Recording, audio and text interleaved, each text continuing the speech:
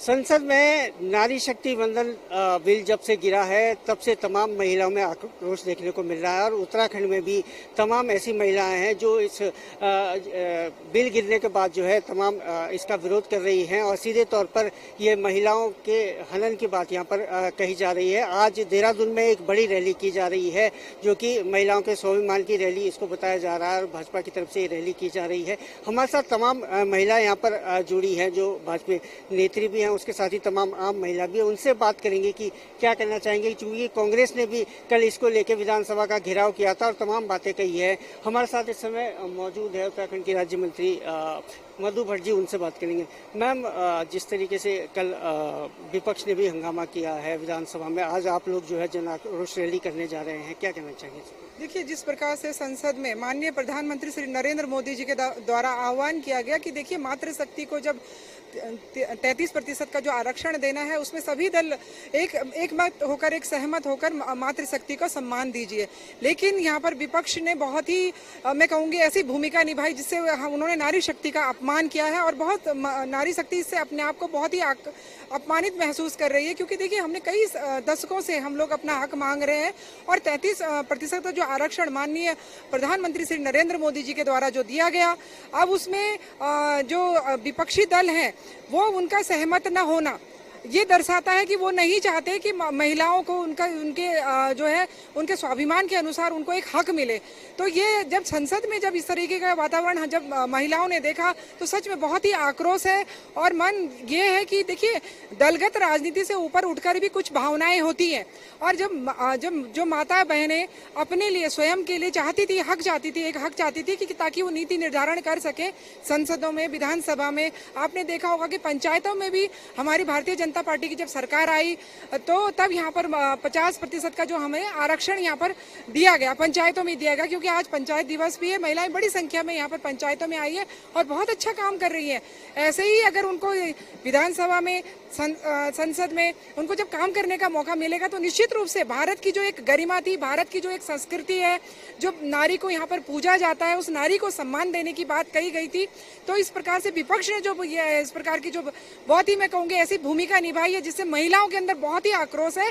और कल आपने देखा होगा जो यहाँ पर कांग्रेस के द्वारा जो ये धरना प्रदर्शन भी कहीं कर रहे थे तो उन्हीं की महिलाओं ने उनका बहिष्कार कर दिया। तो अब कोई भी महिला उनके साथ नहीं आने वाली, ये उनको भी पता चल गया है कल के जो धरने से। मैम, निश्चित तौर पर अगर ये बिल पास होता तो महिलाओं के लिए एक बड़े सम्मान की बात थी, लेकिन सबसे बड़ी बात यह है कि ये बिल 2023 में भी पास हुआ था, दोनों सदनों में पास हुआ था, वो कार्रवाई आगे क्यों नहीं बढ़ी, ये भी एक प्रश्न रहा है विपक्ष का। देखिए बिल्कुल निश्चित रूप से देखिए हम यही चाहते थे कि हमको जो है अभी विधानसभा में भी और लोकसभा में भी हमको सीटें मिल रही थी।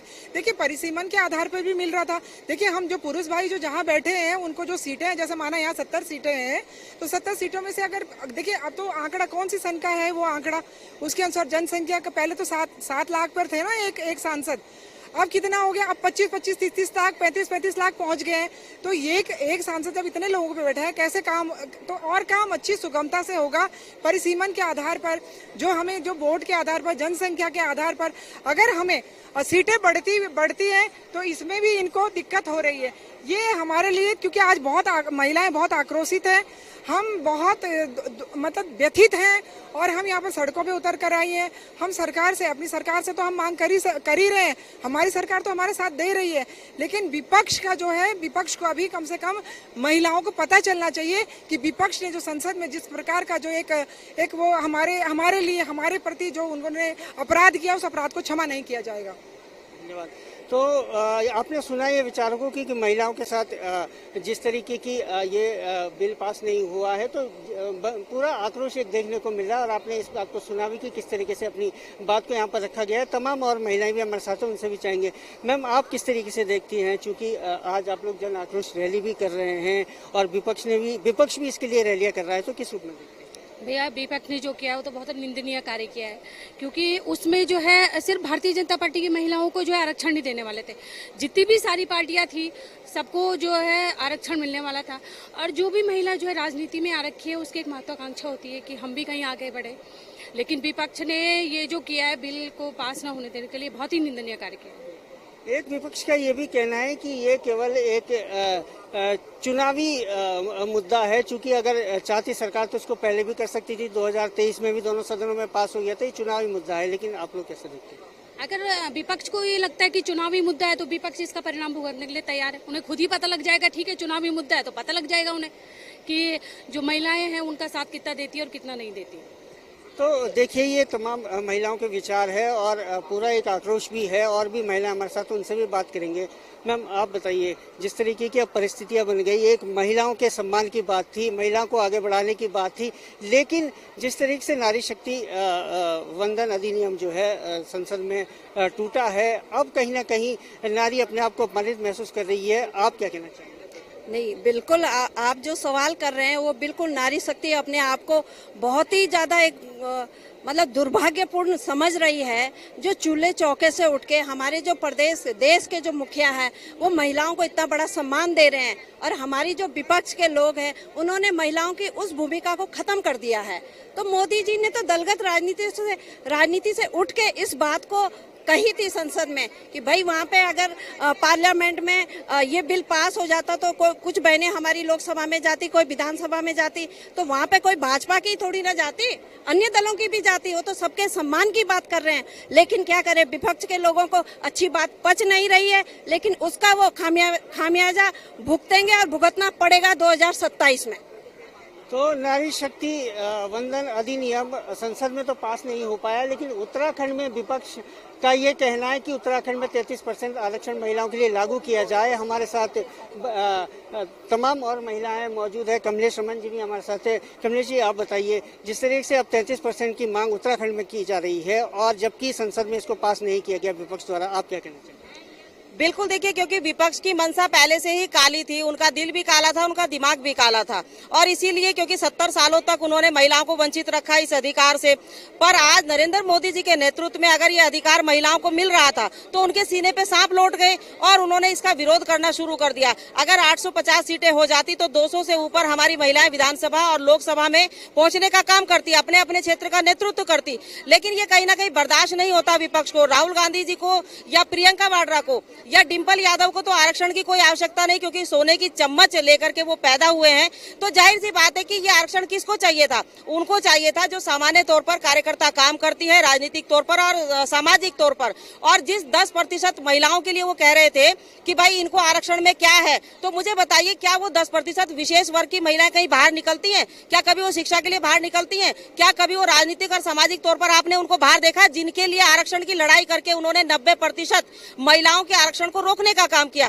तो जाहिर सी बात है कि कांग्रेस को इसका बहुत लंबे समय तक खामियाजा भुगतना पड़ेगा, क्योंकि राहुल गांधी जी की मंशा पहले से खराब थी। सोनिया गांधी जी जब 2 बार इस बिल को लेकर के आई, उनकी मंशा नहीं थी कि वो इस बिल को पास करवाएं, वो केवल फॉर्मेलिटी कर रही थी, महिलाओं को धोखा दे रहे थे। और आज एक बार फिर राहुल गांधी और प्रियंका गांधी ने देश की मातृशक्ति को 90% मातृशक्ति को धोखा देने का काम किया है, जिसकी सजा राहुल गांधी जी नहीं बल्कि पूरी कांग्रेस को चुकानी पड़ेगी।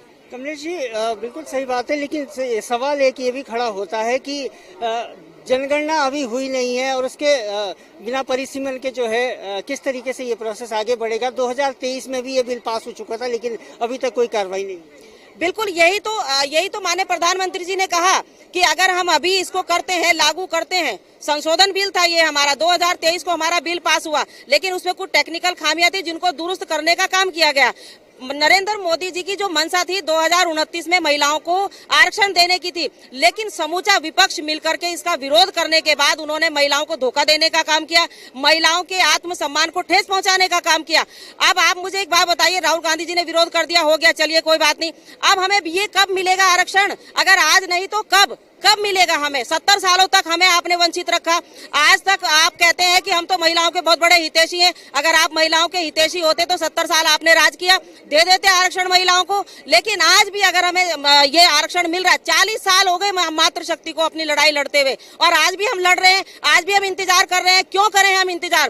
तो आपने देखा कि ये थे तमाम महिलाओं के विचार, जिन्होंने कि सीधे तौर पर कहा कि आज नहीं तो कब विगत 40 वर्षों से ये मुहिम चल रही है कि महिलाओं को आरक्षण मिले, और जब वो मौका मिला तो निश्चित तौर पर संसद पर ये बिल पास नहीं हुआ, और जिसके विरोध में अब सत्ता हो चाहे विपक्ष हो, दोनों ही धरना प्रदर्शन कर रहे हैं। जहां हमने देखा कि राजधानी देहरादून में कल कांग्रेस ने एक बड़ा धरना प्रदर्शन किया, वहीं आज भाजपा भी आक्रोश रैली निकालने जा रही है, और ये पूरी उम्मीद उनको है कि तमाम जितने भी राज्य वहां पर आक्रोश रैलियां करा के इस बिल को एक बार फिर से जीवित किया जाएगा, और ये इस उम्मीद के साथ कि ये बिल फिर से जीवित होगा और महिलाओं को जो है आरक्षण मिलेगा।